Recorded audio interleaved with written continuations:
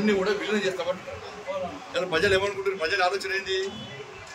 ఇప్పుడు గతంలో విలీనం చేసినటువంటి ప్రాంతాలు ఏమైనా అభివృద్ధి చెందినాయా?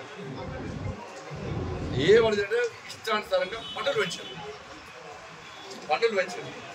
పన్నులు పెంచి వాళ్ళ పేరుకి మాత్రమే జిహెచ్ఎంసీ అని చెప్పుకునే ప్రయత్నం చేస్తుంది తప్ప కానీ ప్రజలకు ఏం జరిగింది? అభివృద్ధి జరగలేదు. సమస్యలు ఎక్కడ ఉన్నాయి? గవే గ్రామ పంచాయతీలు ఎక్కడ ఉన్నాయి? మున్సిపాలిటీస్ ఎక్కడ ఉన్నాయి తప్ప ఏ విధంగా ఇవాళ వాళ్ళకి చేయాలంటే వ్యవసాయ భూములు కమర్షియల్ అయితే ఇప్పుడు అన్ని పన్నులు పడతాయి. ట్యాక్స్ పడుతుంది, కరెంటు బిల్లులు పడుతాయి, ప్రతి ట్యాక్స్ అన్ని ట్యాక్స్లు పెరుగుతాయి.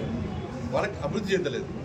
కాబట్టి ప్రజలందరూ వ్యతిరేకిస్తారు. కాబట్టి భారతీయ జనతా పార్టీ కూడా మా నాయకులందరూ మా విశ్వేశ్వరరెడ్డి ఇక్కడ వారికి అనుభవం ఎక్కువ, గత కూడా మాజీ పార్లమెంట్ సభ్యులు, ప్రతి సబ్జెక్టు మీద ప్రతి విషయం మీద వారికి అవగాహన ఉంది. వారికి అంటే నేను వారిని స్టడీ చేసే వాళ్ళు చూస్తున్నాను. చాలా వారు బీజేపీలో చేరకుండా కూడా నేను చాలా సందర్భాల్లో వారి దగ్గరికి వారు అప్లై చేసుకుంటాను. బీజేపీలో చేరకుండా నేను కోవిడ్ కంటే ముందు కూడా చాలాసార్లు అడిగాను అంటే ఈ విషయంలో ఇది ఎందుకంటే కాంగ్రెస్ పార్టీలో ఉన్నప్పుడు కూడా తప్పు చేస్తే ఇది తప్పు అంటాడు.